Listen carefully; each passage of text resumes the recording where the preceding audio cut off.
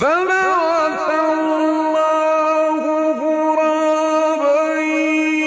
يبحث في الأرض ليريه كيف يواري سوءة أخيه